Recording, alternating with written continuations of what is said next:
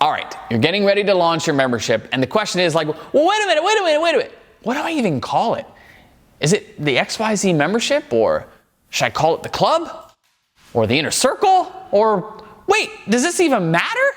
Well, let me tell you, the name absolutely does matter, and there are 3 things to factor when it comes to naming your membership. First and foremost, you want a name that is easy to remember.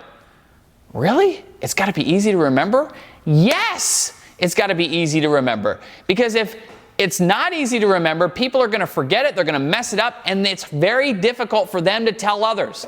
Number 2, along those same lines, is that we want a name that's easy to spell. Because if it's easy to spell, again, it's much easier for word of mouth. Now, the third one, though, is the most important, in my opinion, as it relates to a membership site. And that is, it's easy to identify with. Because bottom line is that your members are going to be part of this community. And the name of it absolutely creates an identity for you, but also for them. And you want them feeling part of it. So here's a great example. Like we have Tribe, and a lot of our audience call themselves Tribers.